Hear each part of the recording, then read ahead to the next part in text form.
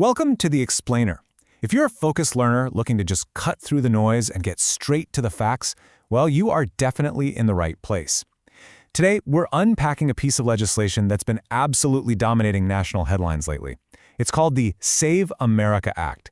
Let's break down exactly what is happening, who is saying what, and, why it actually matters.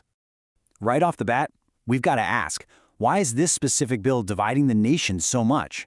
This isn't just a minor disagreement over paperwork. It's a fundamental clash of democratic priorities.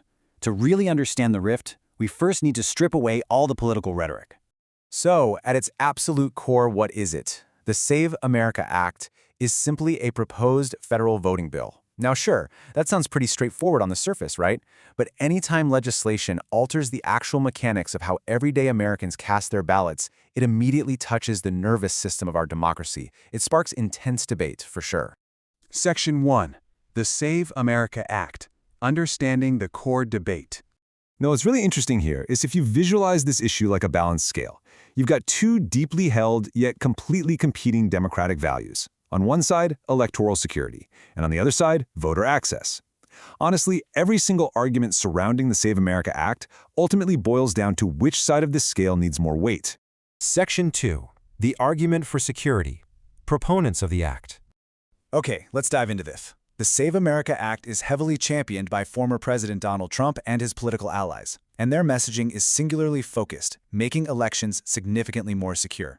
For the proponents, the absolute highest priority is tightening up the system. We're talking mechanisms like stricter voter ID mandates and proof of citizenship requirements, all to eliminate any potential for voter fraud. They argue that a secure election is a trustworthy election, and that this legislation simply provides those necessary safeguards.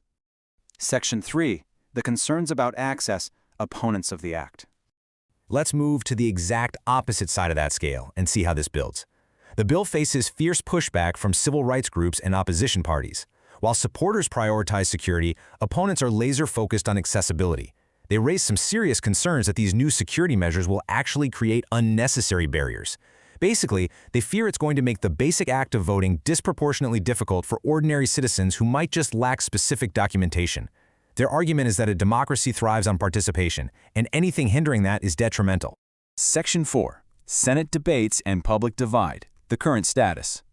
So the crucial point is that this isn't just some theoretical debate happening in a textbook. Right now, fast-paced discussions and rapid legislative maneuvers are actively underway in the U.S. Senate. The urgency there is just palpable. Lawmakers are actively clashing over these exact security and access concerns, trying to navigate this massive ideological gap in real time. And this brilliantly illustrates how the formal political debate in the Senate is playing out almost identically out in the real world. If you look at social media platforms today, you see a deep, perfectly mirrored division. It's essentially 50-50. Half the people intensely focused on electoral security, and the other half fiercely defending voter access.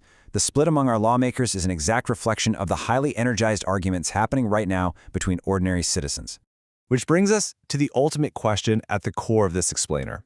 How does a nation successfully balance securing an election with ensuring easy access for every single eligible voter? The Save America Act is just the latest flashpoint in what is really an ongoing historical struggle. As the Senate continues its debates, this tension remains the absolute defining challenge of modern democracy. Thanks so much for joining me today. Keep asking great questions, and I definitely encourage you to keep exploring this topic.